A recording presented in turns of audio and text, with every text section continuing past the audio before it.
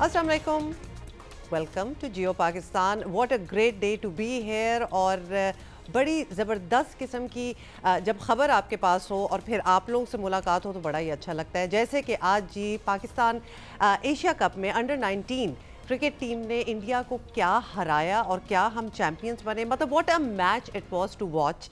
और obviously expectation बहुत ज़्यादा हाई थी। इंडिया पाकिस्तान का मैच हो, किसी लेवल पे भी हो तो एक्सपेक्टेशन बहुत हाई होती है। इनफैक्ट कोई स्पोर्ट भी हो तो बहुत ही तवक्कुआत हो जाती हैं, बड़ी दुआएं होती हैं। And what our boys did was just exceptional. मतलब कि जिसको नहीं पता उनके लिए हम थोड़ी सी डिटेल मैं आपको दे सकती हूँ। एशिया कप क्रिकेट अंडर 19 के फाइनल में पाकिस्तान ने इंडिया को शिकस्त दे दी और पाकिस्तान ने इंडिया जो हदफ दिया था ना वो 348 रन्स का था और 348 अंदाज़ा करें। ऑल्दो इस टूर्नामेंट में हमने इससे ज़्यादा रन्स भी देखे हैं एक्चुअली डिफरेंट मैचेस में, लेकिन दिस वाज गुड इनफ। और उसके बाद ओपनर समीर मिन्हास ने क्या ज़बरदस्त छक्के लगाए, क्या चौके लगाए। और मैं I would actually give a lot of credit to him कि उनकी बदौलत ही हम एक्चुअली एक बड़ी ज़बरदस्त सेटिंग पे आ गए, बड़ी अच्छी फुटिंग पे आ गए and we won the match. He made all alone 172 runs. और when we were watching it तो बड़ा ही दिल चाह रहा था कि आज वो वाला दिन हो कि ये 200 भी क्रॉस करें। And it did seem for a while जैसे कि ये 200 क्रॉस कर लेंगे। ये जी ज़रा कुछ देख भी लें दोबारा। बड़ा मज़ा आया था मैच देख के। ये ऐसा मैच था जो कि दोबारा देखने का भी आपको दिल चाहे। और उसके बाद जब इंडियन टीम आई, शुरू उन्होंने वैसे काफ़ी ज़बरदस्त किया। पहले ओवर में ही कोई छक्के मारना शुरू कर दिए और उससे एकदम ऐसी फीलिंग हुई कि this is going to be a tough match. लेकिन उसके बाद एक उनकी विकेटें गिरी। और मेरा ख्याल है वो जो एक मॉडर्न क्रिकेट की जो हम हमेशा से एक बात हो रही थी, हमारे एक्सपर्ट्स भी बात करते थे कि don't lose any ball and you have to make a run और मैनी। मतलब कोई डॉट बॉल्स ना हो, कुछ इस किस्म की चीज़ें। मुझे लगता है हमारे जो अंडर 19 लड़के हैं उन्होंने दे टुक दिस लेसन एंड वो पूरा लेसन लिया, घोल के पी लिया। एंड देन फाइनल में वैसे तो थ्रू आउट द टूर्नामेंट भी नज़र आ रहा था, लेकिन फाइनल में बड़ी अच्छी तरह नज़र आया and then we won the cup.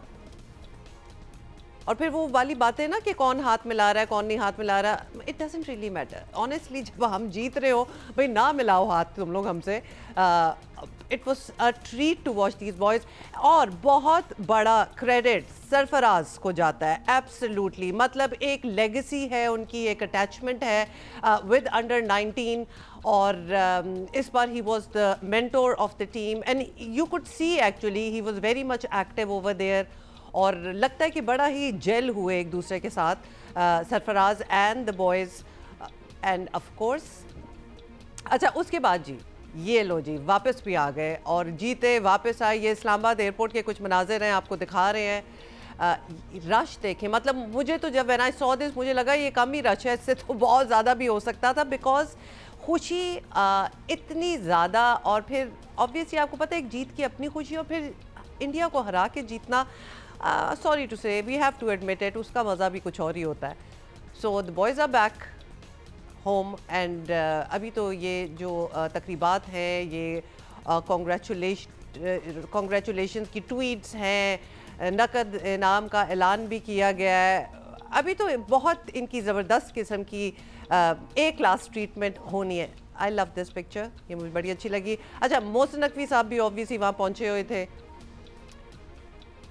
और हर किसी ने तारीफ़ें की। If you look at Twitter this morning, बल्कि कल दिस मॉर्निंग तो खैर देरी हो गई है, कल से बहुत से ट्वीट्स और थे। बाबर आजम का आप ट्वीट देखें, वेल डन बॉयज़।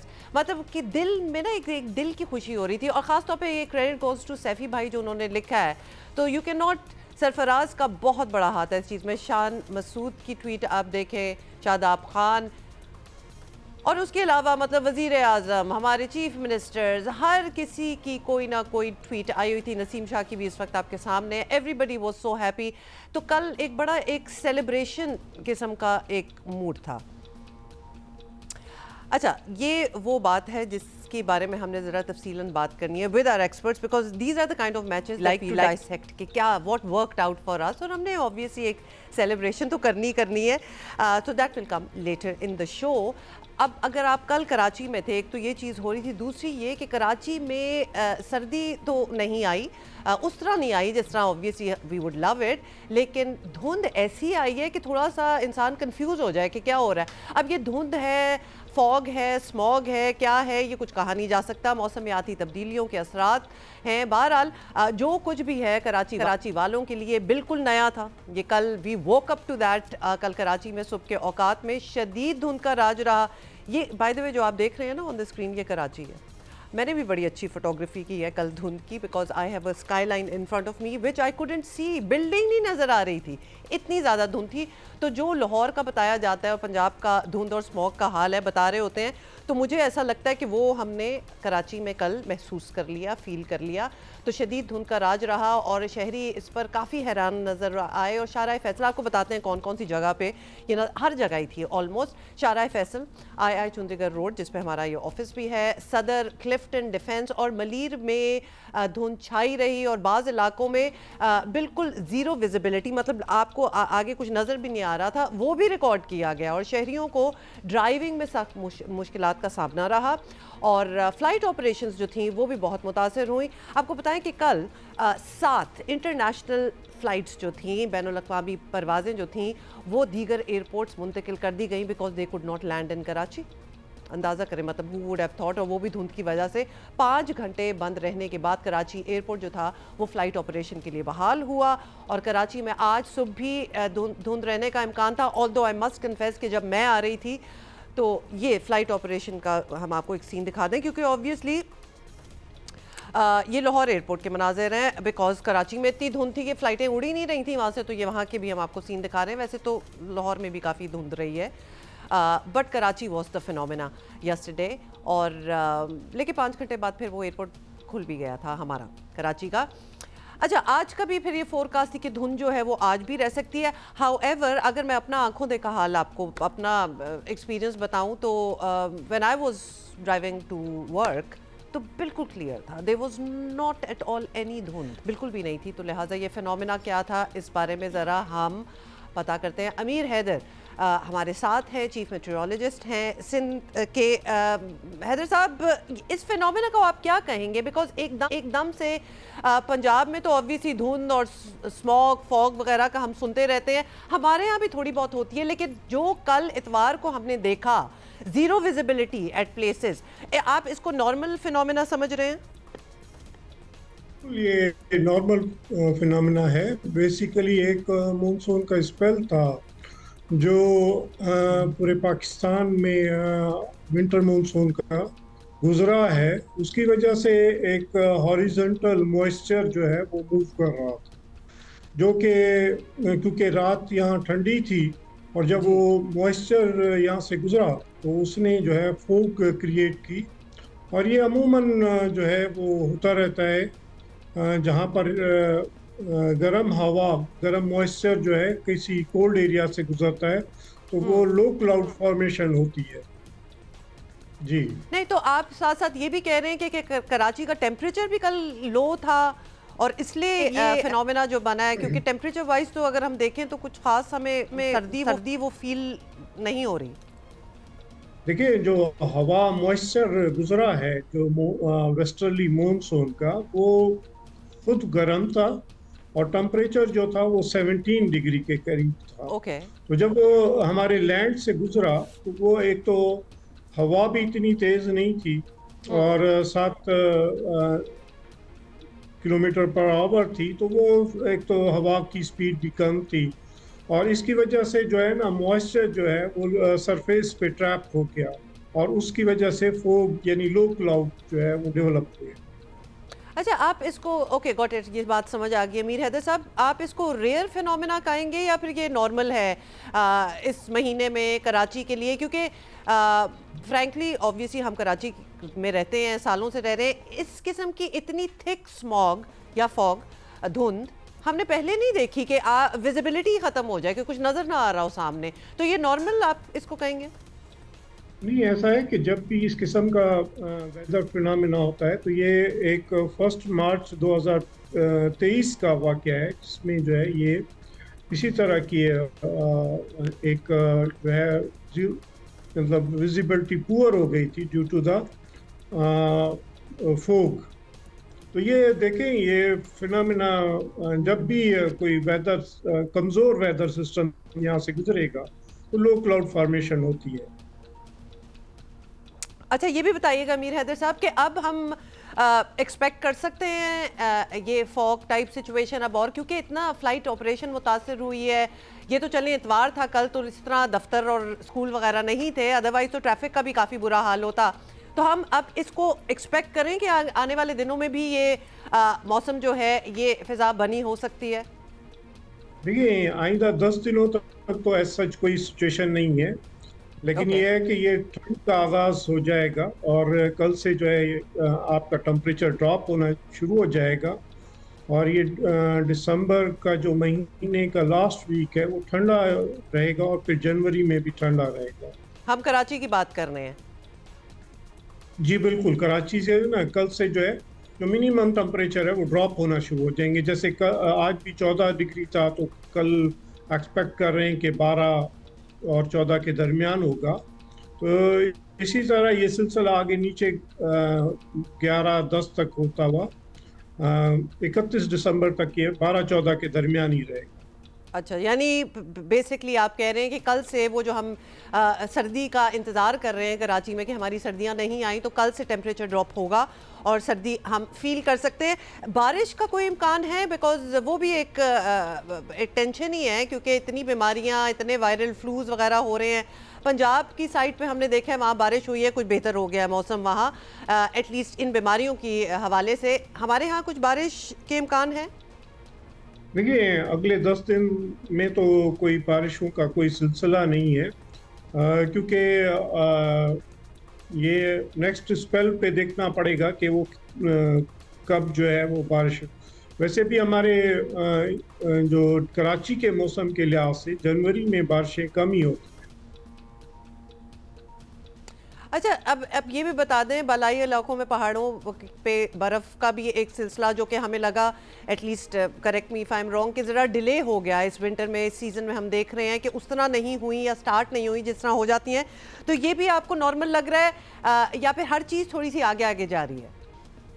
जी बिल्कुल, जो वेदर सिस्टम है वो ड्रिफ्ट हो रहा है और अभी भी जो पहला विंटर मानसून का स्पेल था वो 21 तारीख को मुल्क में दाखिल हुआ है।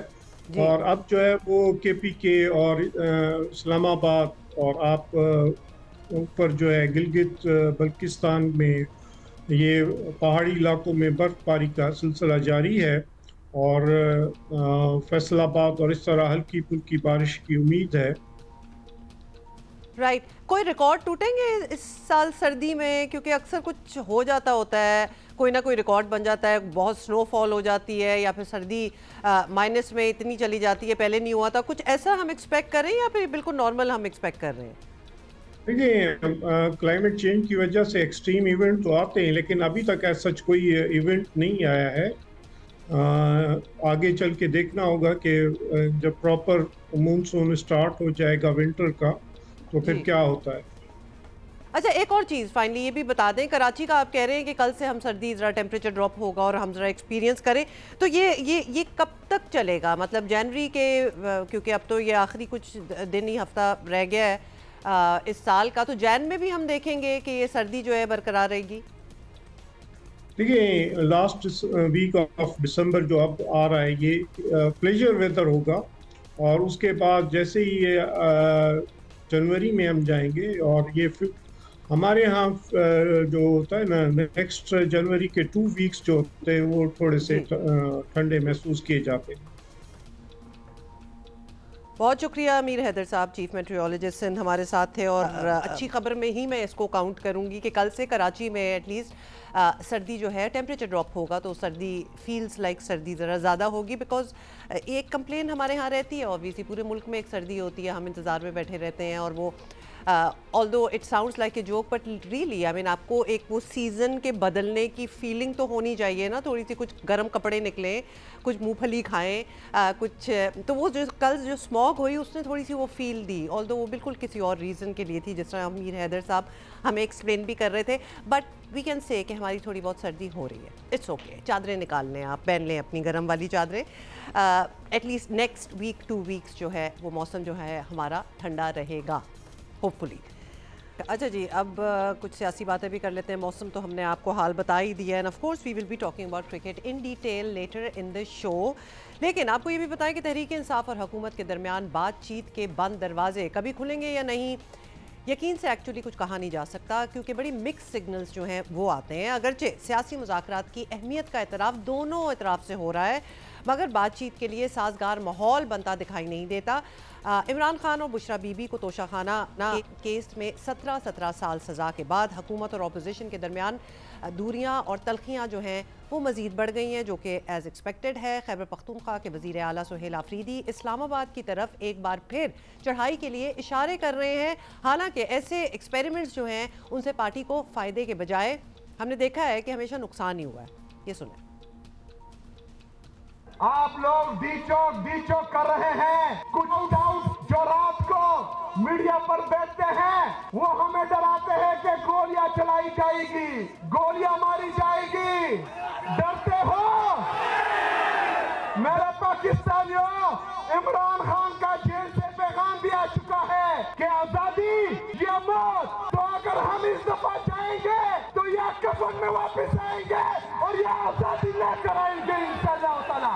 इमरान खान साहब ने ये जिम्मेदारी, चाहे वो मुज़ाकरात की हो या एहतजाज की हो, वो तहरीक तहफ़्फ़ुज़ आईन पाकिस्तान के महमूद अचकज़ई साहब और अल्लामा नासिर साहब को दी है। लेकिन मैंने बजाते खुद उनसे मुलाकात की है और हर किस्म के ताउन की यकीन दहानी कराई है। तो इंशाल्लाह जब भी उनकी तरफ से कॉल आएगी, आप सब ने तैयार रहना है इंशाल्लाह ताला, और हमने मिलकर हकीकी आजादी इनसे छीन के लेनी है इंशाल्लाह ताला। अच्छा जी, ये आपने सुन लिया। अब मुज़ाकरात करने हैं या नहीं, पीटीआई रहनुमा खुद इस मामले में एक सफ़े पर नहीं, और तहरीक तहफ़्फ़ुज़ आईन पाकिस्तान के तहत इस्लामाबाद में होने वाली 2 रोज़ा कौमी कॉन्फ्रेंस में इख्तिलाफ़ राय बहुत खुलकर सामने आया। पीटीआई के सेक्रेटरी जनरल सलमान अकरम राजा असद कैसर एहतजाजी तहरीक चलाने की बात करते रहे, दावा करते रहे कि कौम सड़कों पर आने को तैयार है, और दूसरी तरफ तहरीक तहफ़्फ़ुज़ आईन पाकिस्तान के सरबराह महमूद खान अचकज़ई बज़ाहिर मुज़ाकरात के हामी हैं। तो बिल्कुल ऑपोजिट वो चल रहे हैं। कॉन्फ्रेंस के पहले रोज़ ही महमूद खान अचकज़ई ने कह दिया था कि हुकूमत चाहे तो वो जमहूरी डायलॉग्स के लिए तैयार हैं, और चेयरमैन पीटीआई बैरिस्टर गौहर ने कॉन्फ्रेंस के आखिरी रोज़ कल एक तरह से अचकज़ई के मौक़िफ़ की तायीद भी की, और उनका कहना था कि महमूद खान अचकज़ई जो भी फैसला करेंगे हम उनके साथ होंगे। सुने। कमेटी ज़रूर बनाएं ताकि हम पॉलिटिकल पार्टीज के साथ मिलाया जाए, कोई हाथ मिलाओ ताकि रास्ता निकले, बात करो कि बात से बात बने। बाकी तहरीक चलाना है, सब ने आपको ये कहा कि तहरीक में सब साथ है, हम सब आपके साथ है। पीसफुल तहरीक हमारा राइट है, जो होंगे इंशाअल्लाह ताला हर वक्त आपके साथ होंगे। आप आगे और हम पीछे, हुक्म आपका होगा, तामील मेरा, जुनैद साहब और असद केसर का होगा। हम आपके साथ यस नो नहीं करेंगे, जो आप कहेंगे वो इंशाअल्लाह ताला हम आपके साथ होंगे। तो इनकी बातों से तो लग रहा है कि he would be open for dialogue. Muslim League Noon के रहनुमाओं ने कल लाहौर में एक तकरीब से खिताब किया और तमाम रहनुमा सियासी मुज़ाकरात के हक में दिखाई दिए। That is good news. Khawaja Saad Rafique ने कहा कि झगड़े और फसाद से मुल्क आगे नहीं जाते। नवाज शरीफ को आगे आकर मुल्की हालत को ठीक करना चाहिए। वज़ीर कानून आज़म नज़ीर तारड़ ने तस्लीम किया कि हमें आज नेशनल डायलॉग और सियासी मिसाक की ज़रूरत है। वज़ीर आज़म शहबाज शरीफ के सियासी मुशीर राना सनाउल्लाह ने कहा कि सियासी अदम इस्तेकाम होता ही तब है जब सियासी जमातें मुज़ाकरात से इनकार कर देती हैं, मगर साथ ही उन्होंने नाम लिए बगैर मौजूदा सियासी हालात की तमाम जिम्मेदारी तहरीक इंसाफ पर आयद की। राना साहब का एक अपना मखसूस स्टाइल भी है ये सब कुछ कह देने का, सुने ज़रा। लड़ाई झगड़ा फसाद किसी कौम को जो है वो आगे नहीं बढ़ा सकता।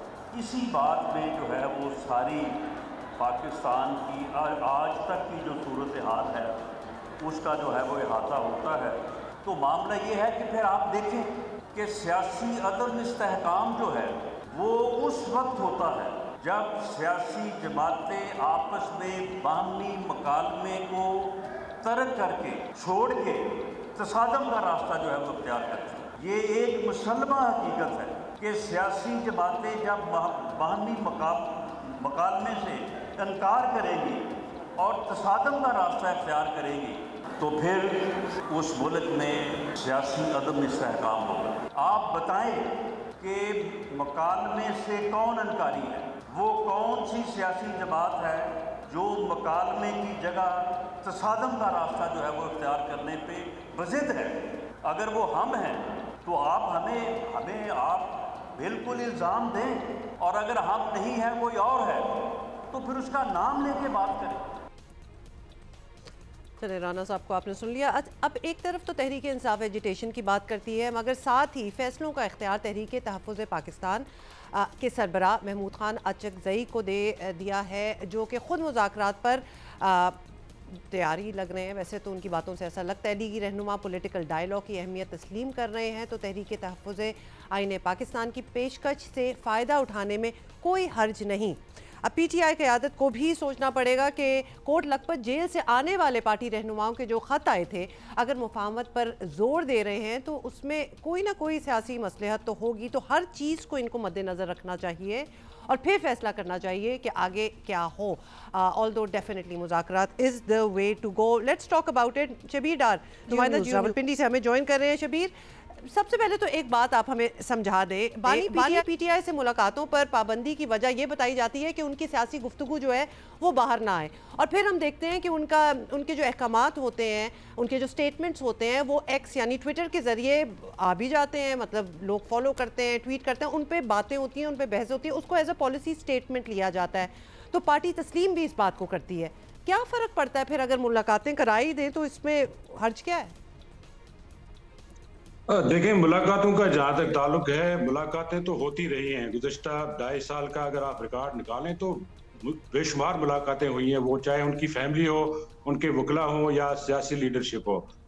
लेकिन PTI का ये मौक़िफ़ है या उनकी जो फैमिली है इमरान खान साहब की, कि अब जो 1-2 माह से जो रुकावटें हैं मुलाकातों में, इस पर उनका जो है ये ख्याल है कि इमरान खान साहब को कैद तनाई में रखकर उनकी जो बात है बाहर नहीं आने दी जा रही, ना फैमिली को मिलने दिया जा रहा है। लेकिन हुकूमत की तरफ से ये मौक़िफ़ इख्तियार किया गया है, क्योंकि मुलाकातों का जो एक प्रोसीजर है या जो जेल मैनुअल है या जो जेल रूल्स है, उसके तहत हम मुलाकातें तो करवाएंगे, लेकिन जो लोग मिल के बाहर आएंगे उस पर जो सियासी गुफ्तगू बाहर होती है वो नहीं होनी चाहिए, और उस पर हुकूमत को एतराज़ है। बावजूद इसके कि जेल में सियासी मुलाकातें होती भी रही हैं। आपको याद होगा 7 बजे सुबह एक मुलाकात कराई गई थी गुज़श्ता साल, इसी तरह रात को भी मुलाकातें होती रही हैं। लेकिन अब चूंकि ज़्यादा सख्ती हो गई है, और गुज़श्ता जो एक मुलाकात हुई थी 2 दिसंबर को इमरान खान साहब की बहन की, उन्होंने जो बाहर आकर जो गुफ्तगू की उस पर एक कंट्रोवर्सी पैदा हो गई, और PTI के अंदर भी उस पर सवालात उठे हैं। PTI के अंदर जो इस वक्त डिवीजन है, जो सीनियर लीडरशिप है, जब हमारी उनसे बात होती है तो वो ये कहते हैं जी कि हम मुज़ाकरात चाहते हैं, हम रास्ता निकालना चाहते हैं, और हम जो है एस्टैब्लिशमेंट के साथ या हुकूमत के साथ किसी भी तरह एंगेजमेंट करना चाहते हैं। लेकिन जो PTI का इस वक्त सोशल मीडिया है खास तौर पर, और जो ओवरसीज चैप्टर है, वो PTI की क़यादत के कंट्रोल में नहीं है। यानी खान साहब के जितने भी स्टेटमेंट्स आते हैं, जेल में जो भी उनसे मिलता है, वो जब बाहर जो बातें करते हैं या जो ओवरसीज जो उनका एक्स हैंडल है, उन तक वहां तक जो बातें पहुंचती है, उस पर PTI क़यादत का जो मरकजी क़यादत है उनका कंट्रोल नहीं है। बैरिस्टर गौहर खान साहब चेयरमैन है, उनको पता नहीं है कि एक्स हैंडल कहाँ से ऑपरेट हो रहा है। इसी तरह ये बहुत बड़ा सवाल है कि ये जी बिल्कुल ये एक्स हैंडल कहाँ से हो रहा है, क्योंकि उसकी भी फिर वजाहतें भी देनी पड़ती हैं।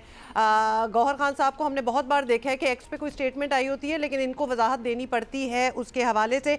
अब ये जो कॉन्फ्रेंस हुई है कल तहरीक तहफ़्फ़ुज़ आईन पाकिस्तान, गौहर साहब का भी यही कहना है कि जो अचकज़ई साहब फैसला करेंगे हम उसके साथ हैं। इसका क्या मतलब हुआ? क्योंकि आधी टीम जो है, आधे पीटीआई के लीडर्स कहते हैं जी एहतजाज ही करना चाहिए, बाकी कह रहे हैं कि हमें डायलॉग करना चाहिए।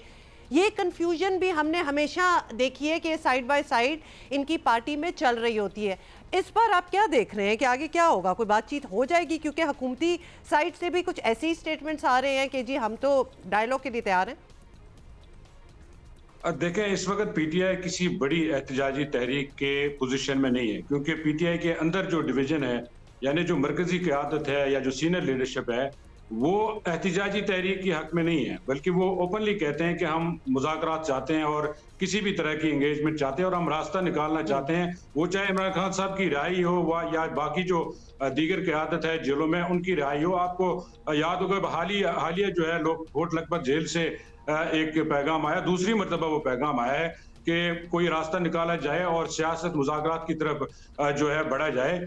इसी तरह जो पीटीआई की जो मकामी क़यादत है, यानी जो अडियाला जेल के बाहर जो मजमे लगते हैं, वहाँ पर भी हमारी लीडर से बात होती है, तो वो भी कहते हैं कि ये जो तरीक़ाकार है ये इससे हम मुत्तफिक नहीं है, हमें कोई रास्ता निकालना चाहिए। अब बहुत टाइम हो गया, 2.5 साल हो गए इमरान खान साहब को जेल में, और पार्टी की भी पोजीशन इस वक्त इस तरह की नहीं है कोई बड़ी एहतजाजी तहरीक चलाई जाए। लिहाजा पीटीआई के अंदर जो तकसीम है वो किसी बड़ी एहतजाजी तहरीक के पोजीशन तो नहीं लग रही, लेकिन जो ओवरसीज चैप्टर है, खास तौर पर जो पीटीआई के हमायती सोशल मीडिया हैंडल्स, वो मुसलसल दबाव डाल रहे हैं और अलीमा खान का जो किरदार है इस वक्त वो बड़ा अहम है। वो मुज़ाकरात नहीं चाहती, वो मुसलसल जो है दबाव डाल रहे हैं कि किसी तरह जो है एहतजाजी तहरीक की तरफ बढ़ा जाए और हुकूमत पर दबाव डाला जाए। क्लियरली ऐसा ही लग रहा है। अच्छा ये बताएं, खान साहब और बुशरा बीबी को जो है 17 साल की सज़ा हुई है, उसके बाद क्या रिएक्शन था? और उन्होंने अपने वकीलों को, पूरी एक टीम है, क्या इंस्ट्रक्शंस दी होंगी कि आगे क्या करना है? खान साहब ने क्या कहा? देखें, इस फैसले से मुतल्लिक़ पीटीआई की 3 बातें सामने आई हैं। एक तो उन्होंने कहा कि ये फैसला क्यों सुनाया गया, दूसरा ये बताया गया कि ये जल्दबाजी में सुनाया गया, तीसरा बताया गया कि ये गैर मौजूदगी में सुनाया गया। आपको मैं बताऊं कि ये केस कंक्लूड हो चुका था 16 अक्टूबर को, यानी गवाह के बयानात मुकम्मल हो चुके थे, हतमी जो दलाइल है वो मुकम्मल हो चुके थे, इसी तरह मुल्ज़मान के बयानात भी हो चुके थे, यानी 16 अक्टूबर को ये केस तकरीबन ऑलमोस्ट कंक्लूड हो चुका था। अब ये फैसला ही आना बाकी था, और 2 रोज कबल जब ये फैसला आया तो उससे पहले इमरान खान साहब के वकला को इंटीमेट किया गया था, हमें भी इतला थी, और बीइंग जर्नलिस्ट जब हमें ये अंदाजा था कि केस कंक्लूड हो चुका था, फैसला ही आना है, जाहिर है पीटीआई के वकला को भी, वो वकला तो ज्यादा कानूनी मामला समझते हैं, तो हमें भी इस बात का अंदाजा था। तो फैसला जब आया उसके बाद जब ये कहा गया कि ये जल्दबाजी में किया गया, 1.5 साल ये केस चला है, इसमें पूरा मौका दिया गया पीटीआई के वकला को,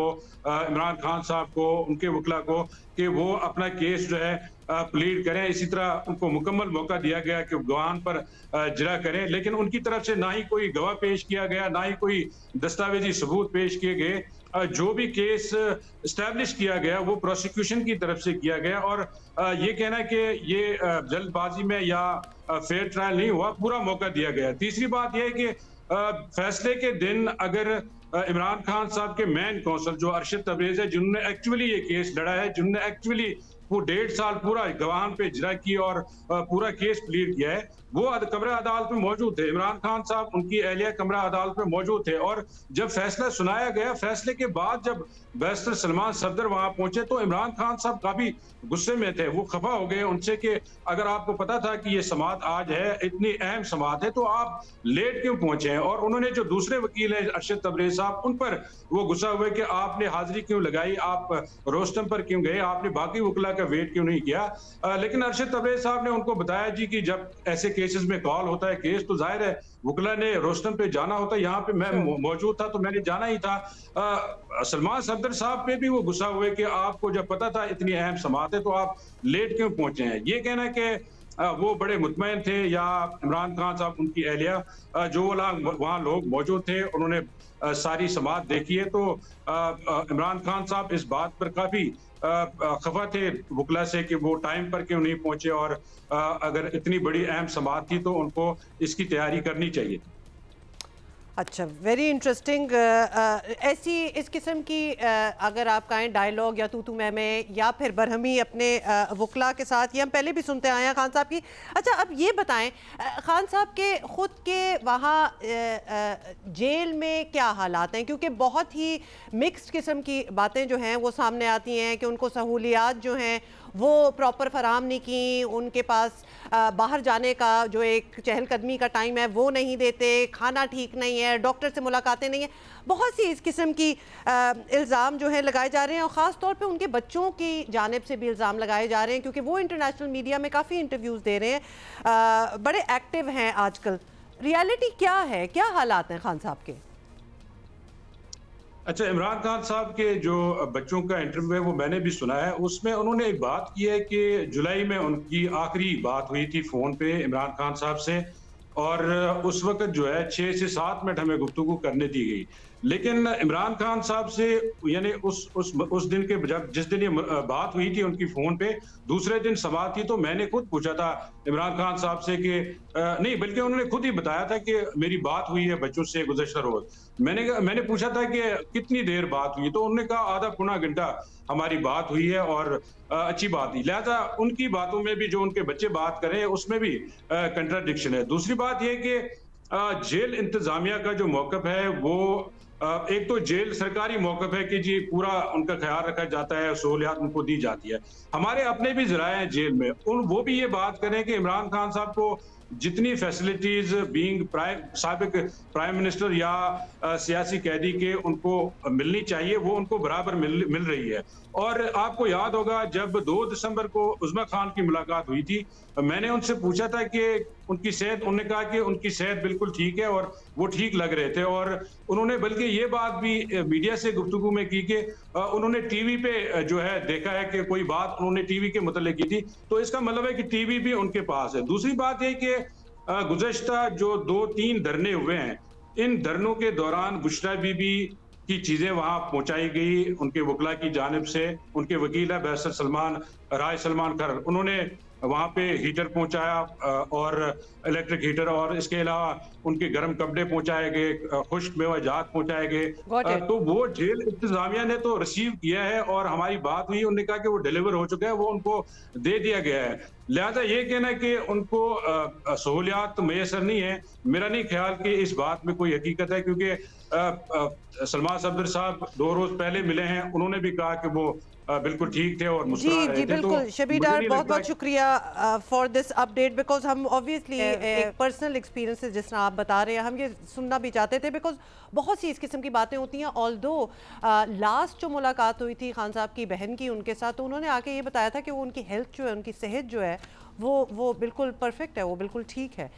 तो इस किस्म की बातें कि जी डॉक्टर से मुलाकात नहीं हो रही और बहुत सी और चीज़ें नहीं हो रही, I guess things must be working out somehow. ये कोई मुझे बताएं, प्लीज़ ट्वीट करें और बताएं कि कहाँ अच्छे किन्नू मिल रहे हैं और क्या आप लोगों को आप खा रहे हैं कि नहीं खा रहे। दूसरा ये कि स्टोरेज वाले किन्नू हैं या अब प्रॉपर वाले आ गए हैं, क्योंकि I don't know somehow I have not been able to find the really good ones. और ये भी आपको पता है कि पाकिस्तान की जो चीज़ें दुनिया भर में मशहूर हैं उनमें आम, मैंगोज़ और किन्नू का तो कोई मुकाबला ही नहीं है। और आजकल किन्नू का सीज़न है और रिपोर्ट्स हैं कि इस मरतबा बम्पर फसल हुई है, ख़ास तौर पर इस फल के लिए मशहूर सरगोदा के इलाके में। तो बहुत ही ज़बरदस्त किस्म की फसल है, बहुत ही क्वांटिटी भी अच्छी है और क्वालिटी भी बहुत अच्छी है। उम्मीद तो यही थी कि इस फसल के नतीजे में पाकिस्तान 7 से 8 लाख टन किन्नू जो है वो बाआसानी एक्सपोर्ट कर पाएगा, लेकिन अब एस्टिमेट कुछ ऐसा है कि शायद 4-4.5 लाख टन से बढ़ नहीं सकेगी बात। We are going to find this out कि एक्चुअली इसकी क्या वजह है और इस पे ज़रा हम बात भी कर लेते हैं। हमें इस वक्त ज्वाइन किया है वहीद खान साहब ने, जो कि chairman Pakistan fruit exports association है। वलीद साहब, सबसे पहले तो वहीद साहब आपसे सबसे पहले तो यही पूछना चाहते हैं, बल्कि आप बताएं कि इस बार किन्नू माल्टे की फसल कैसी रही है। और पिछले साल तो मसाइल थे, वी रिमेंबर दैट, तो क्या इस बार सब ओके हो चुका है कंपैरिजन अगर किया जाए?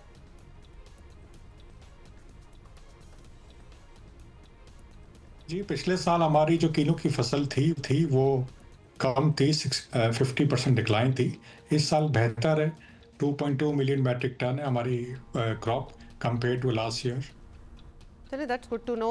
अब पाकिस्तानी प्रोडक्ट्स की हमें पता है कि दुनिया में बड़ी डिमांड होती है, इसलिए अंदाज़ा लगाया जाता है कि सीज़न में किन्नू के एक्सपोर्टर्स जो हैं वो बड़ा बिजनेस कर रहे होंगे, लेकिन इस पर शिकायत है कि ऐसा नहीं हो पा रहा। अब क्या एग्जैक्टली इसके पीछे क्या वजूहात हैं, ये समझाएं।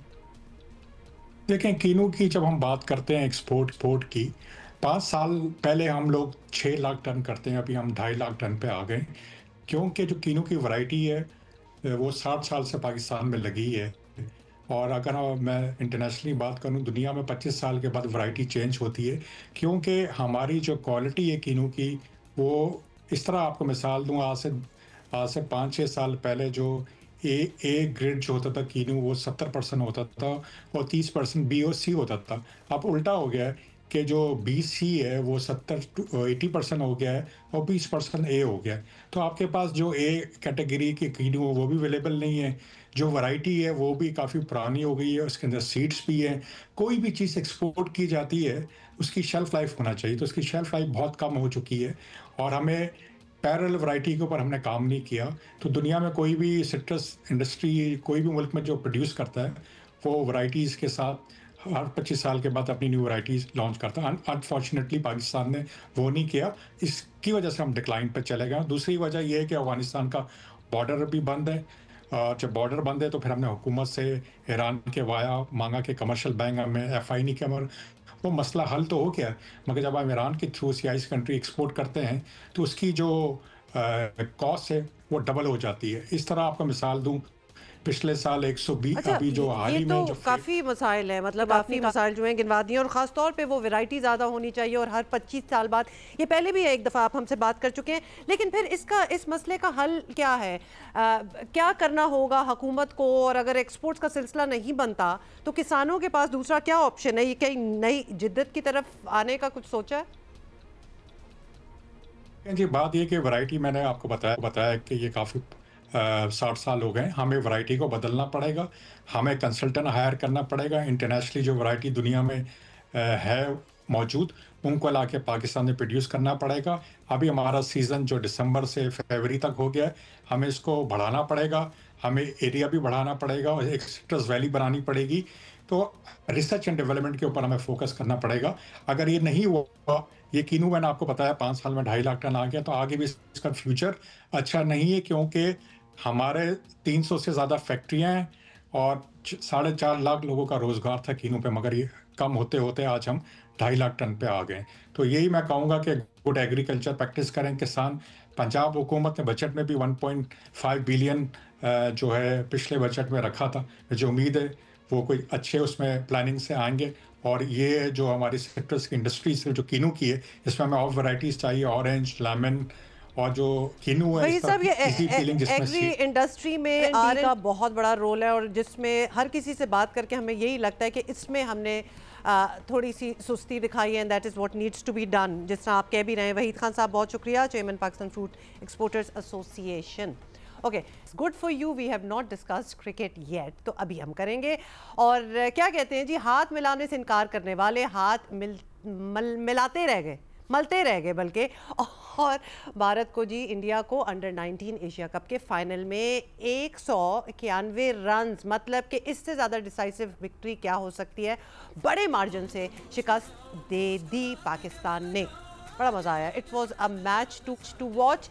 और जिस तरह पिछले घंटे में भी मैं कह रही थी कि when we started off it was a different body language, एक कॉन्फिडेंस था, एंड वो जो नई तर्ज की क्रिकेट की हम बात करते रहते हैं, हमारे एक्सपर्ट्स बात करते रहते हैं, वो लगता था कि वो लेसन जो है वो हमारे प्लेयर्स ने बड़ा घोल के ना वो उसको पी भी लिया है और फिर आजमा भी लिया, और सामने अल्हम्दुलिल्लाह हमारी जीत जो है वो नज़र आई। पाकिस्तान ने पहले खेलते हुए मुकर्ररा 50 ओवर्स में 347 रन का पहाड़ खड़ा किया, और जवाब में पूरी इंडियन टीम जो है वो 156 रन उन्होंने बनाए, और उसके बाद वो ख़त्म ही हो गए।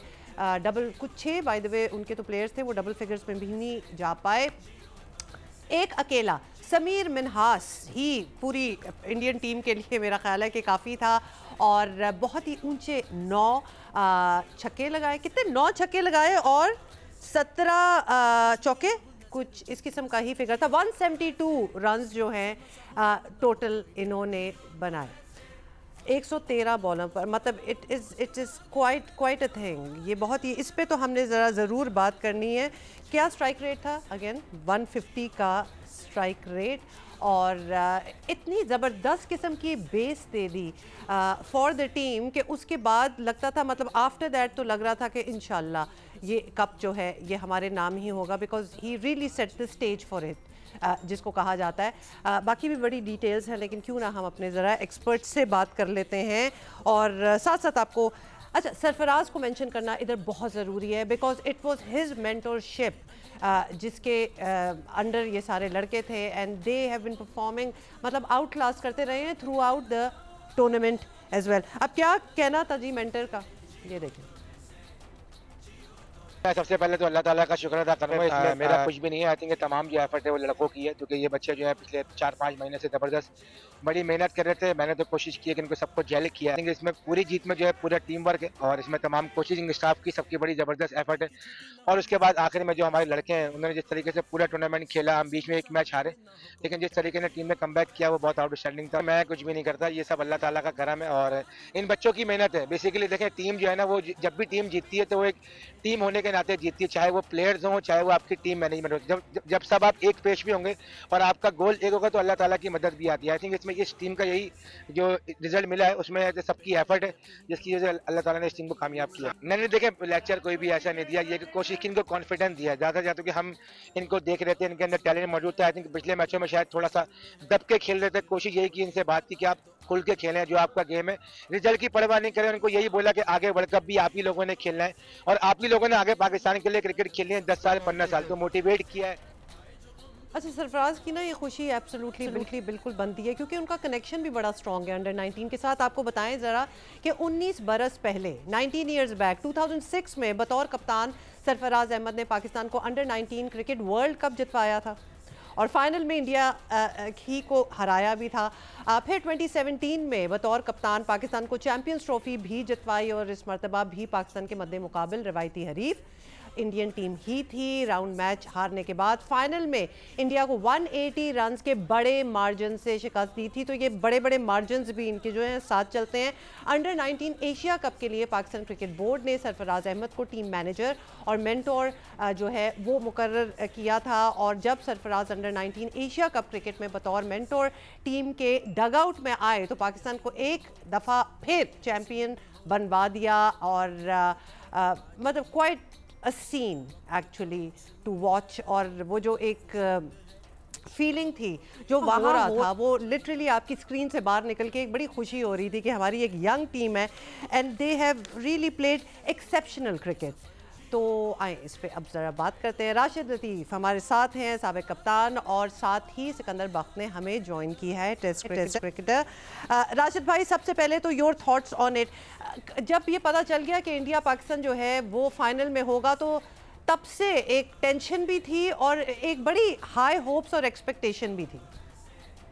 देखिए, इस टूर्नामेंट की अहमियत उस वक्त होती है जब पाकिस्तान इंडिया आपस में खेले, वरना अगर हम देख रहे हैं कि ओमान से खेलना है, यूएई से खेलना है, मलेशिया से खेलना है, हांगकांग से खेलना है, तो इतने वर्थ होती नहीं है खेलने की। राउंड का एक मैच होता है और फिर एक सेमीफाइनल या फाइनल खेला जाता है। नो डाउट इसमें श्रीलंका और बांग्लादेश भी हैं, लेकिन इन दोनों टीम की क्वालिटीज बहुत अच्छी हैं, और जिस तरह से पाकिस्तान कल खेला है, मेरे ख्याल से समीर मिनाज को क्रेडिट बहुत ज़्यादा जाता है। दूसरा ये कि अगर हम जायज़ा लें टॉस का और टॉस जीत के बैटिंग कराने का, यही गलती हमने डिस्कस की थी, पाकिस्तान ने की थी राउंड के मैच में, टॉस जीत के इंडिया को बैटिंग दी थी। और ऐसी पिचेज हैं कि यहाँ पे थोड़ा सॉफ्ट होती है, शुरू में बॉल निकल नहीं रही होती तो रन बहुत बनते हैं। इंडिया ने वही मिस्टेक की और शुरू की 100 बॉल पे 121 रन पाकिस्तान ने बनाए, जिसमें अच्छी पार्टनरशिप 31 रन की एक पहली रही, फिर उसके बाद 92 रन की उस्मान खान के साथ रही, फिर 137 रन की उनकी अहमद के साथ पार्टनरशिप रही। क्वालिटी बैट्समैन की इसलिए कि दबाव वाला मैच होता है, भारत और पाकिस्तान का मैच बहुत प्रेशर वाला मैच होता है, लेकिन जिस खूबसूरती से जी बिल्कुल आप सही कह रहे हैं। प्रेशर तो शदीद किस्म का था, प्रेशर वाला मैच था। एक फाइनल है वो भी अगेंस्ट इंडिया है और टॉस भी हार गए उसके बाद आए तो लेकिन वो टेंशन जो थी वो शायद हमें ज़्यादा फील हो रही थी, वो टीम में नज़र नहीं आ रही थी। Sikandar, what would you say about that? Because बहुत ही कॉन्फिडेंट नज़र आए, it was as if they were there to win. और चले let's start by talking about Sameer Minhas himself. मतलब उनकी जो परफॉर्मेंस थी 113 बॉल्स पे 172 करना, 150 की strike rate, he was unstoppable. बिल्कुल, जब मैच शुरू हुआ तो मुझे पता था कि आज ये इंडिया पाकिस्तान का मैच है तो उस पर बहुत डिस्कशन होगी और मेरा बीपर भी होगा। 1 घंटा कल मैं बोलता रहा हूँ बड़ा, तो मैं इसके लिए तैयारी करके बैठा था कि मैं पूरा मैच देखूं। तो मुझे बड़ा इम्प्रेस किया इस बच्चे ने, बहुत ही, जैसे आप बोल रहे हो ना, बड़े कॉन्फिडेंस के साथ वो खेला है। जो कॉन्फिडेंस है ना, ये बड़ा काम की चीज़ है। अब देखें, पिच का मुझे इतना नहीं पता, जो राशिद ने बोला है कि जो शुरू के अंदर जो है वो अच्छी चलती है, वो बाद में फंसता है, और उन्होंने पता नहीं इतनी बड़ी मिस्टेक की, मगर हमारे बच्चे उस वक्त बड़े कॉन्फिडेंस के साथ खेल रहे थे। और उसके जो मुझे उस बच्चे में क्वालिटी नजर आई। उमन, हमारे बच्चे आजकल या पूरी दुनिया में जो देख रहा हूँ, शॉर्ट क्रॉस बैट शॉट्स खेलते हैं इस तरफ, मगर वो स्ट्रेटर खेल रहा था सीधे बल्ले से, और ये बड़ी अच्छी क्वालिटी होती है। अगर उसमें ये जिस बैट्समैन के पास सीधे बल्ले से खेलने की क्वालिटी आ जाए तो फिर वो दूसरे चीज़ों पर इनोवेशन करके थोड़ा सा स्वीपे भी मार लेता है, पुल भी कर लेता है, सब कुछ कर लेता है। तो ये क्वालिटी उस बच्चे में मुझे नजर आई है। तो मुझे लगता है कि उसका बच्चे का बड़ा अच्छा फ्यूचर है, मगर हमें वही चीज़ है, कल मैंने कोई 18 दफ़ा ये बात कर चुका हूँ कि हमें इन बच्चों को खिलाना है, आगे इन पे नज़र रखनी है, ये गायब ना हो जाए। अब पिछला जो वर्ल्ड कप था उसके बाद से अब तक पाकिस्तान के अंडर 19 ने सिर्फ 5 मैच खेले थे, और ये इतनी अच्छी बात नहीं थी पीसीबी की तरफ से। उनको खिलाते रहना चाहिए, जितना वो खेलेंगे उतना उनमें निखार आएगा। That is true. अच्छा, साथ we have to give credit to the others who were playing, क्योंकि समीर मिन्हास ने अगर इतना स्कोर बनाया तो वो ऑब्वियसली सिंगल हैंडेडली इस तरह नहीं होता, बिकॉज बाकी बैटर्स जो उनके अगेंस्ट आ रहे थे दे वर टोटली सपोर्टिंग हिम। लगता था कि विजन है कि हमने इस बचा के रखना है, इधर विकेट्स वर इन हैंड, मतलब उस्मान खान आए और भी बहुत से प्लेयर्स आए। ये अहमद हुसैन, ये भी एक स्ट्रैटेजी का हिस्सा है कि the one who is playing so well, strike को रोटेट करना, ये सारी पहले डिस्कस हो गया होगा, ये स्ट्रैटेजी थी राशिद भाई? जी बिल्कुल। जिस तरह मैंने शुरू में बताया कि उस्मान खान ने बड़ा अच्छा इनिशिएट किया, लेफ्ट हैंडर है, वो गलत आउट हो गए। मोस्ट डेंजरस प्लेयर टीम में जो था वो उस्मान खान था। नो डाउट समीर की अपनी वैल्यूज है, मैन ऑफ द सीरीज हुआ है, लेकिन वो अपनी जो इस सीरीज में या इस एशिया कप में देखा है, वो परवाह नहीं करता अपनी विकेट की और बेखौफ खेलता है। इसीलिए पार्टनरशिप अगर आप देखेंगी तो 92 सिर्फ 79 बॉल के ऊपर हुई है सेकंड विकेट की, और यही बेस थी, यही फाउंडेशन थी पूरे उसमें। ऐसा ही लग रहा था जब अहमद हुसैन के साथ खेल रहे थे, 137 की पार्टनरशिप हुई, 125 बॉल के ऊपर समीर की जो पार्टनरशिप, वहाँ ऐसा लग रहा था कि पाकिस्तान 375 या 400 रन कर सकता है। लेकिन आखिर में थोड़ा क्लैप्स हुआ है, हमने 10 ओवर में 71 रन बनाए हैं, जिसकी वजह से हम कह सकते हैं कि शायद, लेकिन ऐसे मैचेस में 350 रन इनफ होने चाहिए। और देखा आपने कि वो टीम जो कि मशहूर थी कि उनकी बैटिंग लाइनअप या चेज करने में दुनिया में नंबर 1 है, वो 36 ओवर में ऑल आउट हो गए। उसमें ये है कि कुछ टीम्स हैं दुनिया में, अगर आप नोट करेंगी कि वो T20 की तरफ बहुत ज़्यादा हर फॉर्मेट को खेलने की कोशिश करते हैं। इंग्लैंड का अशर आपने देखा, अभी बेसबॉल की तरह खेलते हुए इंग्लैंड में 3-0 हो गए, 11 दिन में वो ऐसे हार गए।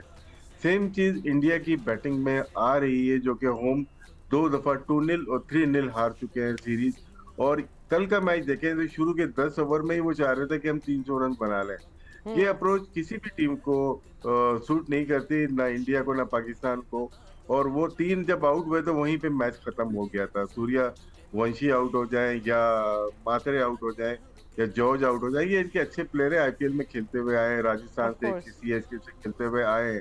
लेकिन क्रेडिट जाता है पाकिस्तान के पेसर्स को जाता है। अली रजा आउटस्टैंडिंग रहे, वो बहुत अच्छी बॉलिंग कर रहे हैं। अब्दुल सुबहान ने बहुत अच्छी बॉलिंग की, इंप्रेसिव रहे वो, उन्होंने सयान ने बहुत अच्छी बॉलिंग की। पेसर्स और बॉल अच्छा शॉर्ट ऑफ लेंथ पे रिसीव किया है उन्होंने, आगे बॉल हो या पीछे की बॉल पे वो पुल नहीं मार सके। मेरे ख्याल से पाकिस्तान की टीम में बहुत ज्यादा मेच्योरिटी नजर आई। कोचिंग स्टाफ में सरफराज की बात की, नो डाउट बहुत बड़ा नाम है, लेकिन हम क्रेडिट अजहर अली को भी देंगे जिन्होंने लास्ट 6 मंथ अपनी टीए टीम उनके पास थी। उसके अलावा शाहिद अनवर हेड कोच हैं, मंसूर अमजद हैं इनके साथ, राव इफ्तिखार हैं, पूरे स्टाफ ने बहुत मेहनत की। और सरफराज जैसा प्लेयर, क्या मेंटोर, कोच, कैप्टन, और वो अगर ड्रेसिंग रूम में हो तो बहुत फर्क पड़ता है, इम्प्रेस होते हैं बच्चे, और वो उनके एक मेंटोर भी हैं, तो उससे बड़ा फर्क पड़ता है, एक खौफ होता है बच्चों में।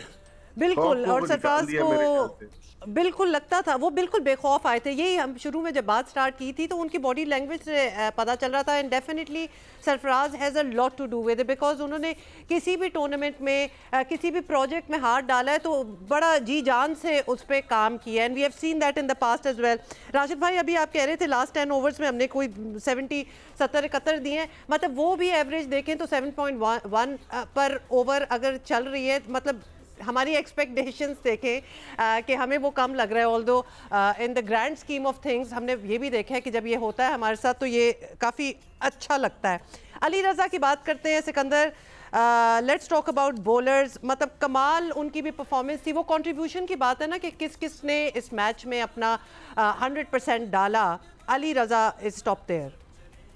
देखिए, अभी आप जो कंट्रीब्यूशन की बात करें ना, मैं जल्दी बता दूं, इस पूरे एशिया कप के अंडर 19 के अंदर जो सबसे ज्यादा, पहले मैं रन्स पे बता देता हूँ, रन्स किए हैं वो तो मिनाज ने किए हैं 471, फिर अहमद हुसैन ने किए 268, और फिर उस्मान खान एक लड़का जिसने 100 रन किए। बाकी किसी ने उस लेवल पर नहीं पहुंचे, मगर सबकी कंट्रीब्यूशन जो थी वो बहुत अच्छी थी। मगर बॉलिंग के अंदर हमारे फास्ट बॉलर्स ने बड़ी अच्छी बॉलिंग की है। अली रजा का बड़ा, वो पीएसएल भी खेल चुके हैं, मगर उनसे ज्यादा विकेटें जो हैं सुबहान ने लिए 13 और सयाम ने लिए 10 और अली रजा ने लिए 4। कल जो पहला ओवर हुआ है तो पहले बॉल पे उनको छक्का मारा गया, दूसरे बॉल पे 3 रन बन गए, नो बॉल हो गई, उसके बाद उन्होंने गेम कराई और वो उस पर 3 रन बने, फिर 4 रन बने, फिर 6 रन बने, और तो 21 रन बने। पहले ओवर में 21 रन बन गए। तो जो उस पे बड़ा डर लग गया था एक्चुअली कि उधर क्या हो रहा है। मुझे नहीं लगा था, मैं खुश था। अच्छा। क्यों खुश था? एज अ क्रिकेट के, मतलब मुझे एक्सपीरियंस के हिसाब से, जब कोई बंदा इतना गलत खेल रहा हो ना कि हर बॉल पे मार रहा हो, तो वो चांस देता ही देता है।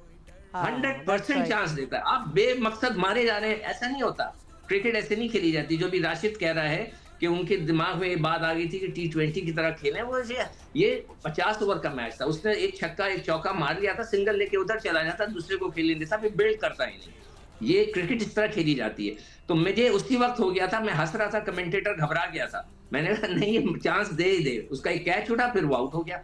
तो इस किस्म के जो बैट्समैन है, तो अली रजा ने, मगर मैं यहाँ पे जरूर अली रजा और कप्तान दोनों की तारीफ करूंगा। अली रजा बिल्कुल कंपोज था कि 21 रन पहली ओवर में दे देना, उसके बावजूद भी वो एक जगह गेंद कर रहा था, घबराया नहीं, और कप्तान ने उसको चेंज नहीं किया। कई दफा कप्तान घबरा जाते हैं ना, अरे 21 रन हो गए, किसी और को दो, नहीं, उसने उससे कंटिन्यू की गेंद, और उसने बहुत अच्छी गेंद करते हुए, बल्कि फिर सबने कंट्रीब्यूशन कर दी। और ये हमारी टीम जो है ना, मुझे बड़ी अच्छी लगी उनकी फास्ट बॉलर्स की बॉलिंग, और उनकी कप्तानी बच्चे ने बड़ी अच्छी की, स्लिप भी लगा के रखी थी नई गेंद पे, जो कि होनी चाहिए। तो ओवरऑल बहुत अच्छा परफॉर्मेंस नजर आई है इन बच्चों की। आई होप कि ये अभी वर्ल्ड कप में जाएं और वहां जाकर और अच्छी परफॉर्मेंस दें। अच्छा, ये जो आपने बात की है ना कि अब ये वर्ल्ड कप में यू होप के जाएं, what future are we looking at as well? क्योंकि अली रजा का भी जब हमने जिक्र किया तो पीएसएल में भी वो खेल चुके हैं। मतलब आप किधर, राशिद भाई, आप किधर इनको जाते हैं? This is the team for the world cup as well. अगर हम बात करें, which players do you think will sustain? क्या फ्यूचर आप देख रहे हैं?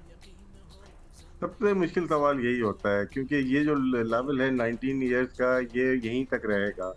उसके बाद इनको डोमेस्टिक में आना पड़ेगा। अगर लास्ट वर्ल्ड कप की टीम देखते हैं, उसमें 7 बेग 2 साल पहले खेले थे, 24 में कैप्टन थे। खास परफॉर्मेंसेस नहीं थी, लेकिन डोमेस्टिक में इस साल उन्होंने 1000 रन किए, तो बेस डोमेस्टिक की ही बनती है। उसके बाद हम देखते हैं अरफात मिन्हाज भी लास्ट टीम में मौजूद थे, लेकिन वहाँ से इम्पैक्ट उनको इतना ज़्यादा नहीं मिला। जब डोमेस्टिक खेले तो उनको इम्पैक्ट वहाँ पे मिला। अजान अवेज भी उसी टीम का हिस्सा थे जिन्होंने लास्ट 2 सीजन में बड़े रन किए हैं। डोमेस्टिक में आना पड़ता है, उसमें आपको परफॉर्म करना पड़ता है। इससे पहले जो वर्ल्ड कप था 2022 में, उसमें भी अगर हम देखते हैं, हारून रशीद जो फाइनल में अभी कायदर ट्रॉफी में कराची से खेले, उन्होंने ईच इनिंग 100 किए हैं, शायद वो बहुत ही अच्छे प्लेयर हैं, लेकिन वहाँ पे उनको खिलाया नहीं गया। 2 पिछले वर्ल्ड कप में साइम अय्यूब पाकिस्तान टीम का हिस्सा नहीं थे, लेकिन वो डेवलप हुए बाद में। एशिया कप जरूर खेले थे, लेकिन मां सदाकत भी उसी टीम का हिस्सा थे, शामिल हुसैन भी उसी टीम का हिस्सा थे, लेकिन उनको अभी क्यों परफॉर्म किया उन्होंने? वो डोमेस्टिक खेल रहे हैं, वो अपने डिपार्टमेंट से खेल रहे हैं, अपने रीजन से खेल रहे हैं। सेम चीज इसमें तो बहुत सारे प्लेयर्स हैं, अगर आप लिस्ट देखेंगे 16 में, उसमें तकरीबन 8-10 प्लेयर गायब हो गए हैं। उसको प्रोटेक्ट करने के लिए पीसीबी को चाहिए कि अंडर 23 एक टूर्नामेंट होना चाहिए रीजन बेस्ड, जिसमें home and away based. Under 23 कह रहे हैं? अंडर 23 टूर्नामेंट होना चाहिए जो वेस्ट तकरीबन 30 से 40 प्लेयर्स अंडर 19 के बाद से वेस्ट हो जाते हैं, जिसका कभी हमने जायजा नहीं लिया। जो अंडर 19 के पीक के प्लेयर होते हैं, इसमें डेवलपमेंट के मराहिल होते हैं। कुछ अंडर 19 में बहुत अच्छे होते हैं, कुछ यूनुस खान की तरह बाद में डेवलप होते हैं, मिसबाह उल हक, सईद अनवर की तरह बाद में डेवलप हुए तो होते हैं। अच्छा पॉइंट है। जो 22 साल की एज में डेवलप, बिल्कुल जो 22 साल की उम्र में एज में डेवलप हो रहा है, जिसको पीएसएल में नहीं लिया है, उसके पास एक और ऑप्शन होना चाहिए अंडर 23 टूर्नामेंट का। और जैसा सिक्कू भाई हमेशा रिक्वेस्ट करते हैं पाकिस्तान क्रिकेट बोर्ड से, मैं तो ये तकरीबन 15 सालों से रिक्वेस्ट कर रहा हूँ कि अंडर 23 टूर्नामेंट ऐसा है जो कि आपका वेस्टेज जो टैलेंट है वो वापस आ सकता है। एब्सोल्युटली, बहुत अच्छी बात की और इसको रीइटरेट होना चाहिए, वरना there is a lot of wastage as well and lack of opportunity अभी हो जाती है कि आगे अब किधर जाएं। जी सिकंदर, आखिरी ये जो डेवलपमेंट की बात हो रही है, मैंने कल एक बात की थी और मैं इस पर बहुत स्ट्रांगली स्टैंड करता हूं कि देखिए पीएसएल में टीम सेलेक्ट होती है पीएसएल से। पीएसएल में पिछले साल जो लड़के खेले थे, मैंने लिस्ट बनाई हुई, 77 लड़के पाकिस्तानी खेले थे, 77, बाकी फॉरेनर थे और ये थे। उसमें से 44 लड़के सिर्फ जो थे वो एलिजिबल थे जो पाकिस्तान खेल सकते हैं।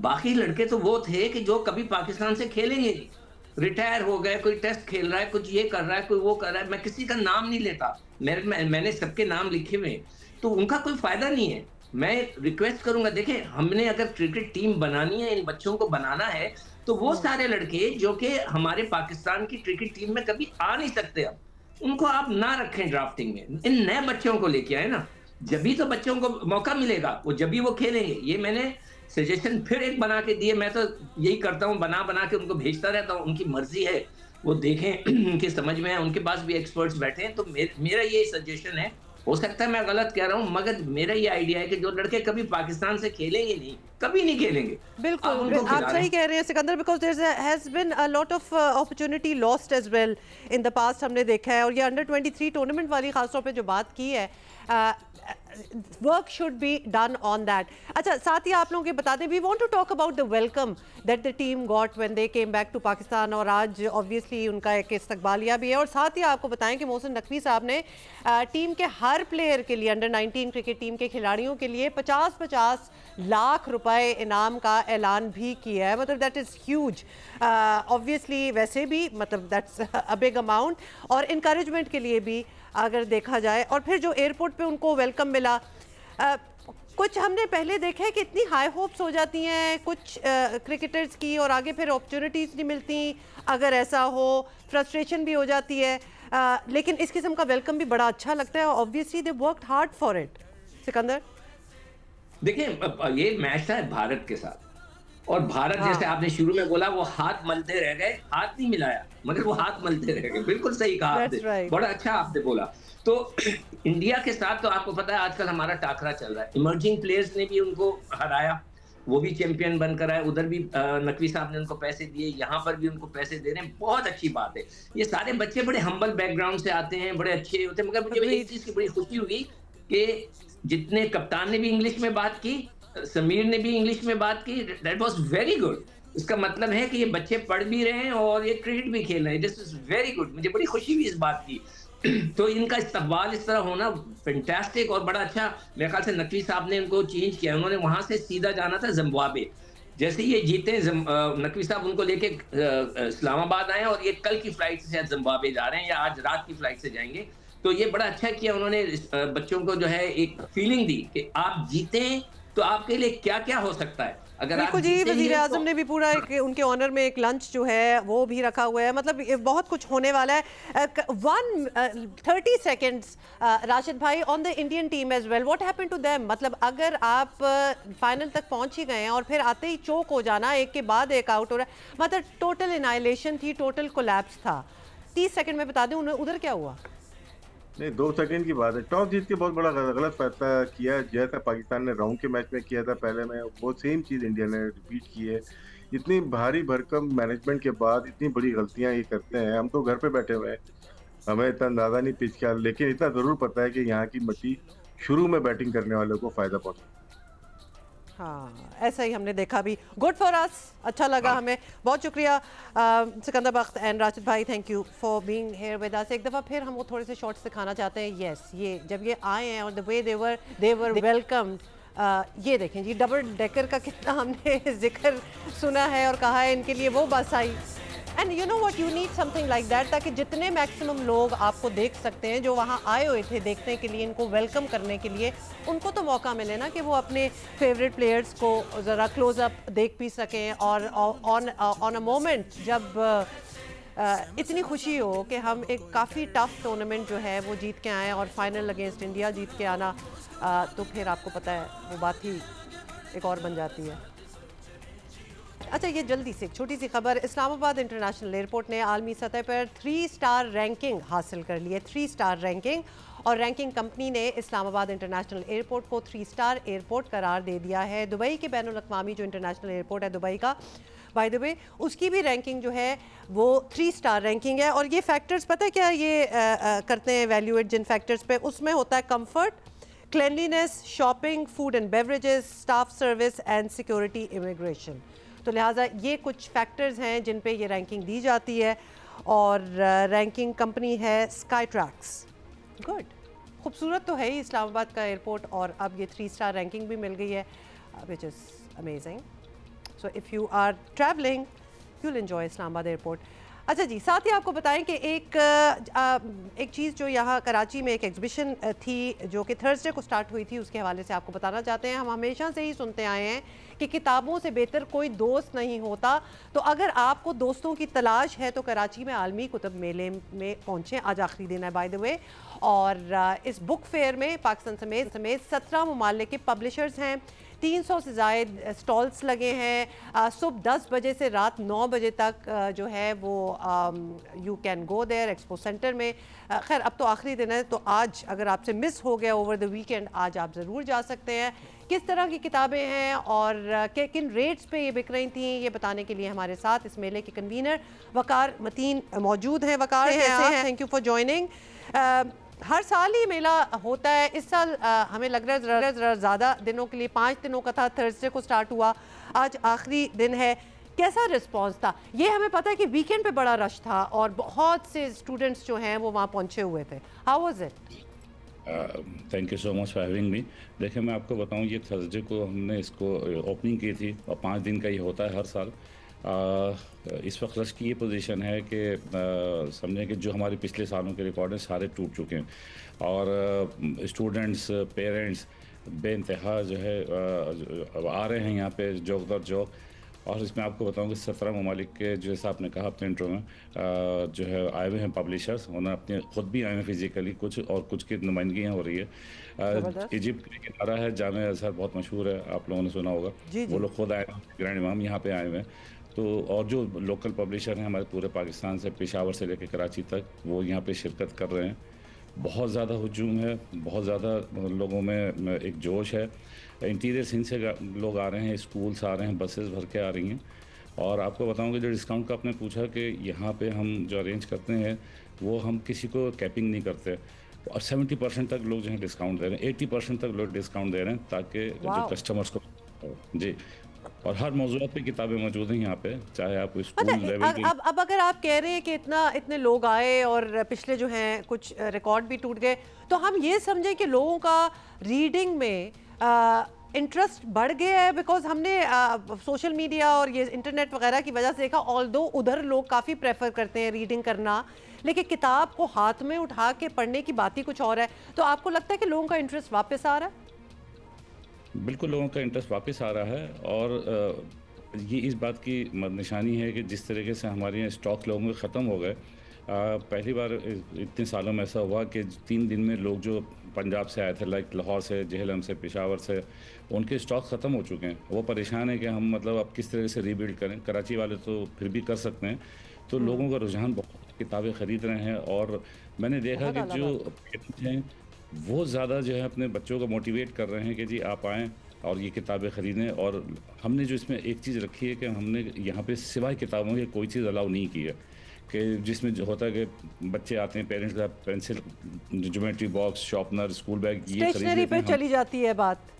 जी जी, तो हमने इससे ये रखा है कि एक तो ये कि किताबें हों, दूसरा ओरिजिनल एडिशंस हों। हमने पायरेसी को भी बहुत ज़्यादा जो है वो नज़र रखी हुई है कि किताबें जो हैं इस तरह की ना मिलें, ओरिजिनल किताबें होनी चाहिए। और जब 60, 70, 80% तक डिस्काउंट्स मिल रहे हैं तो पेरेंट बहुत ज़्यादा खुश हैं कि जी ओरिजिनल किताबें मिल रही तो स्टॉक ले लेके तो ज़्यादातर जी जी जी बताइए। मैं बता दूं कि लोग जो शॉपर्स को कैरी नहीं करते तो इतने लोग भी हमारे पास आए जो अपने साथ हैंड कैरी बैग्स लेके आए, ताकि वो ट्रॉली है वो चला के भर भर के लेके जा रहे हैं। माशाल्लाह ये बड़ी अच्छी साइन है। बहुत ही बुक लवर्स हैं, ये तो ज़बरदस्त बात होगी। क्या अगर आप कुछ शेयर कर सकें, ज़्यादा क्या फिक्शन में लोग इंटरेस्टेड होते हैं या फिर कोई हिस्टोरिकल किताबें हों, ऑटोबायोग्राफीज़ हों, किस किस्म की किताबें ज़्यादा बिकती हैं? जी फिक्शन की डिमांड ज़्यादा है क्योंकि जो यंग बच्चे हैं वो फिक्शन लेते हैं। छोटे स्कूल के बच्चे हैं या पेरेंट्स आते हैं वो करिकुलम बुक्स में जो इंटरेस्ट ज़्यादा लेते हैं, क्योंकि नए नए पब्लिशर आ रहे हैं तो उनकी नई प्रोडक्ट्स होती हैं। स्कूल्स आ रहे हैं तो वो लोग आके देखते हैं कि जी हमें यहाँ पे कौन सी ऐसी किताबें मिलें जिनको हम अपने करिकुलम में अडॉप्ट कर सकें।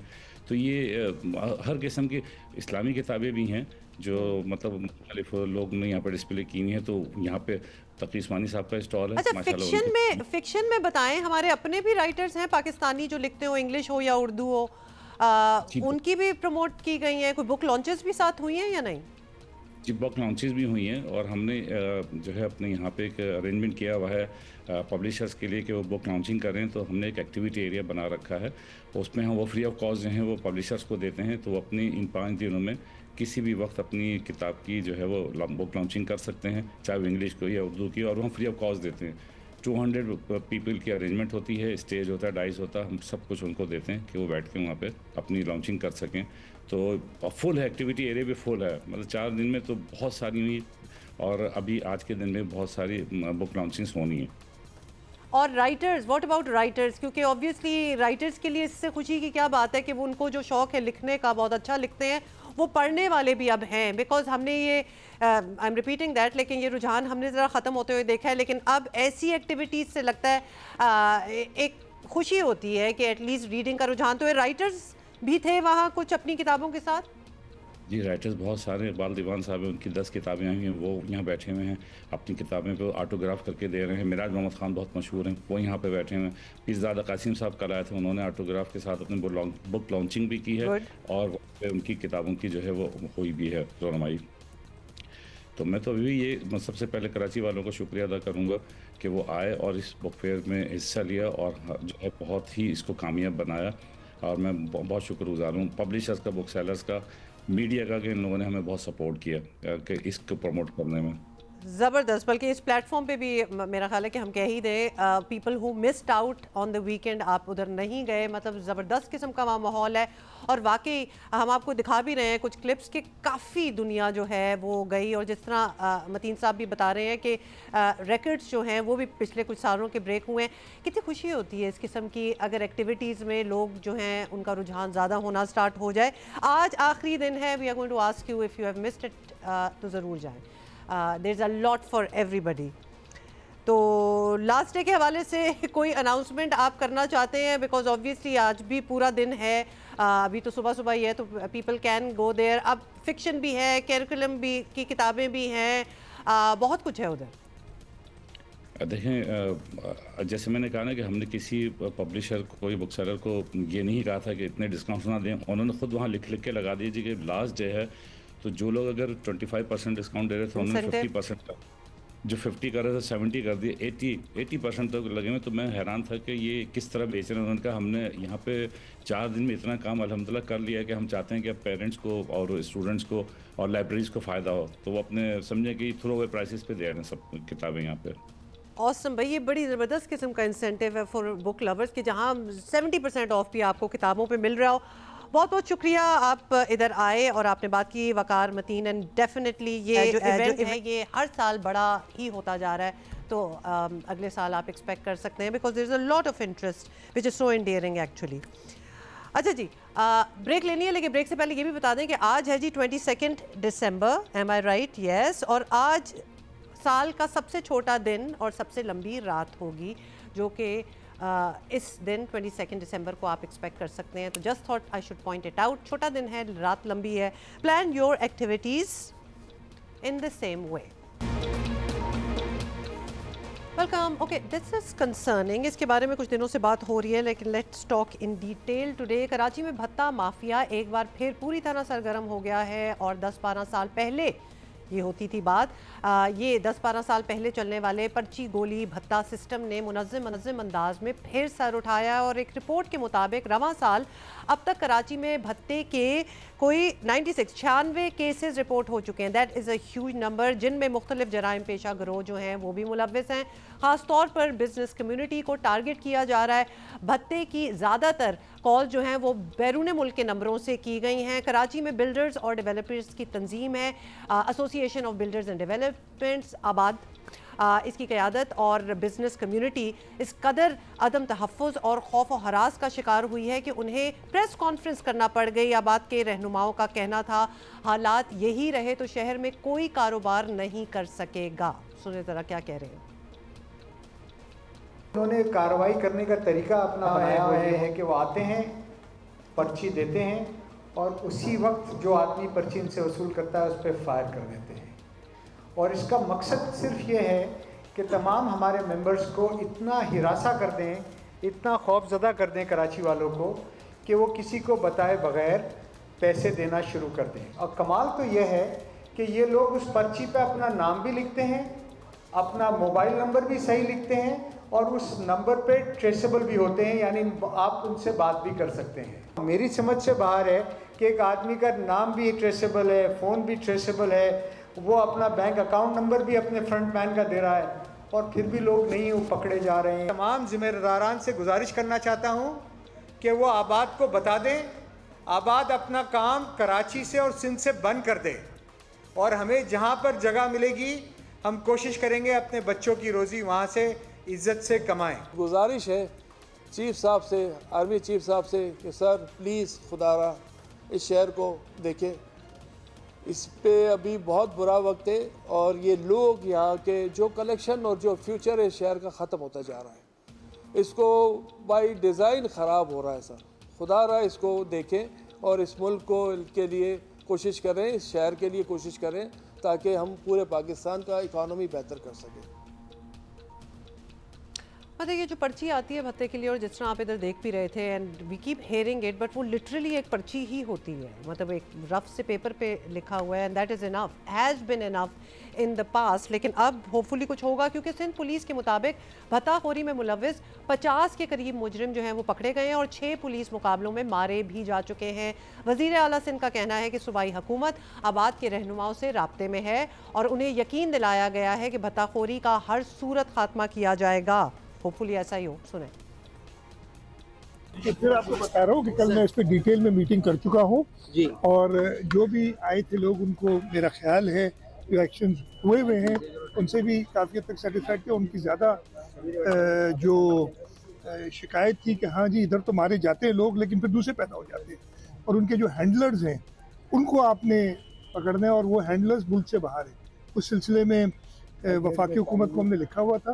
वफाकी हुकूमत ने आज सुबह बताया कि उन्होंने कुछ लोग थे उनके रेड वारंट इशू करने के लिए इंटरपोल से अप्रोच किया है।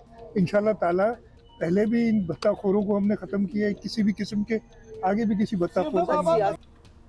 अच्छा, ये बड़ी ना कंसर्निंग बात है। कराची में भत्ता माफिया के दोबारा ये जो सरगर्म हुए हैं उनसे ताजरों और सनतकारों के साथ आम लोग जो है, आम आवाम जो है वो भी शदीद तशवीश और परेशानी का जो है वो शिकार हो रहे हैं। इस वजह से कराची में आपको याद दिला दें कई दिहाइयों तक भत्ताखोरी और पर्ची का सिस्टम खुलेआम चलता रहा, यहाँ तक कि एक बड़ा कारोबारी और सनती तबका जो था वो शहर छोड़ने पर मजबूर भी हो गया था और फिर रियासत बीच में आई और लिटरली सब कुछ ठीक हो गया 1-2 महीनों में ही। बट उस बात को अब काफ़ी साल गुजर गए हैं and some action perhaps needs to be taken now again. राहील सलमान, नुमाइंदा जियो न्यूज़ हमारे साथ हैं। राहील, बिज़नेस कम्युनिटी ख़ास तौर पर जो बिल्डर्स ने भत्ताखोरी से मुतालिक बताया है, पहले इस पर बात कर लेते हैं। आज से 10-12 साल पहले तो ये सिलसिला ख़त्म होने की रिपोर्ट्स थी और फिर ख़त्म हो भी गया था, फिर ये मामला दोबारा कब से शुरू हुए, बैकग्राउंड क्या है इसकी? देखिए, कराची में भत्ताखोरी कभी भी ख़त्म नहीं हुई, कम ज़रूर हुई है लेकिन ख़त्म कभी भी नहीं हुई। लियारी का इलाका और इसके अलावा टिम्बा मार्केट है और इसके अलावा ओल्ड सिटी एरिया के मुख्तलिफ इलाके हैं जहाँ पर जो मकामी ताजिर हैं और जो मकामी दुकानदार हैं वो कुछ ऐसे भी केसेस हैं कि जो खामोश से भत्ता दे रहे होते हैं। तो भत्ताखोरी कभी भी ख़त्म नहीं हुई। बिल्डर्स की साइट पर हमने देखा लियारी के इलाके में कई दफ़ा जो है दुकानों पर फायरिंग हुई, टिम्बा मार्केट में कई दफ़ा दुकानों पर फायरिंग हुई और उसके बाद फिर भत्ताखोरी के लिए टेलीफोन कॉल्स आना शुरू हो गई। तो ये ज़रूर कहा जा सकता है कि भत्ताखोरी की वारदातें कम ज़रूर हुई लेकिन ख़त्म कभी भी नहीं हुई। अच्छा, दैट्स इवन मोर कंसर्निंग कि आप कह रहे हैं कि ये थोड़ा थोड़ा चल रहा था हमेशा से। तो अब सिंध हुकूमत ने आबाद वालों को भी ऑब्वियसली उनको तो तसल्ली दी और आवाम को भी कि हम किसी को नहीं छोड़ेंगे, ये उनका कहना है बेसिकली। तो 2-4 कार्रवाइयाँ रिपोर्ट भी हुई हैं, क्या पुलिस वाकई एक्शन में है? कुछ नताइज मिल रहे हैं? कोई स्ट्रैटेजी फॉर्म हुई है हाउ टू हैंडल दिस? देखिए, बिल्कुल जब आबाद ने ये सिलसिला से दोबारा से उठाया और उसको हाई लेवल पे पुटअप किया, उन्होंने प्रेस कॉन्फ्रेंस करी, तो उसके बाद जो है पुलिस कुछ एक्शन में ज़रूर नज़र आई। रोज़ाना की बुनियाद पर कार्रवाइयाँ भी हो रही हैं, भत्ताखोर मारे भी गए और उससे पहले भी एक बड़ी कार्रवाई हुई थी जिसमें एक दफ्तर पर जब छापा मारा गया तो वहाँ से जो है वो 3 से 4 जो बड़े भत्ताखोर थे वो वहाँ से गिरफ्तार हुए, जिनके नाम से जो है वो भत्ता मांगा जाता था। और बिल्डर्स भी अब काफ़ी हद तक किसी न किसी हद तक हम कह सकते हैं कि मुतमईन नज़र आ रहे हैं इन इक़दाम से। ऑलराइट, अच्छा, साथ ही ये भी बता दें राहील, क्योंकि ऑब्वियसली सूबाई हुकूमत ये भी मानती है कि ये भत्ताखोरों को जो चला रहे हैं वो मुल्क से बाहर से ऑपरेट कर रहे हैं और उन पर हाथ डालना है तो वफाकी हुकूमत से रेड वारंट जारी करवाना होंगे। तो क्या पुलिस या हुकूमती सतह पर वफाक से राब्ता हो चुका है? नाम दे दिए गए हैं जिनके वारंट चाहिए? ऐसी डिटेल्स हैं? देखिए, एक तो सबसे पहली बात ये समझ लेनी चाहिए कि कराची में जो भत्ताखोरी मुलव्विस हैं वो अहमद अली मक्सी, समद काठियावाड़ी, जमील छांगा और इसी किस्म के और दीगर लोग हैं। 7 से 8 मेन ग्रुप्स हैं जो कि कराची में भत्ताखोरी की वारदातें करते हैं। ख़ासतौर से बिल्डर्स को वही लोग टारगेट करते हैं। कायदाबाद के इलाके में बिल्डर की साइट पर फायरिंग की गई, इधर सुलझा बाज़ार में बिल्डर की साइड पर फायरिंग की गई जिसमें 2 अफराद ज़ख्मी भी हुए थे। और इसी तरह से टेलीफोन कॉल्स आती हैं। न्यू एमएज रोड पर एक कार के शोरूम पे फायरिंग की गई, मंगोपीर में एक फैक्ट्री मालिक को 10 करोड़ रुपये भत्ते की कॉल की गई। ये तमाम वो वारदातें हैं जो कि यही सारे ग्रुप्स करते हैं। तो इन ग्रुप्स के ख़िलाफ़ जब आबाद ने वज़ीर आला सिंध को आगाह किया तो वज़ीर आला सिंध ने वफाक हुकूमत को लेटर लिखा है जिसमें इन्हीं लोगों के नाम मेंशन किए गए और वफाकी वज़ारत दाखिला ने भी जो है वो इंटरपोल से रब्ता कर लिया। बात तो बॉटम लाइन ये है कि अब ये बात जो है ये आउट इन द ओपन हो चुकी है। Something needs to be done very quickly, जिस तरह पिछली बार किया था और मिनिमाइज़ कर दिया था आपने, जिस तरह बताया टोटली ख़त्म नहीं हुआ था। Raheel Salman, thank you for being here with us. तो लिहाजा टाइम अब ख़त्म हो गया है लेकिन वो बुक फेयर लगी हुई है, आज आखिरी दिन है, प्लीज़ जाएँ। Lots of discounts and lots of books. I will see you tomorrow. Have a great day. Bye.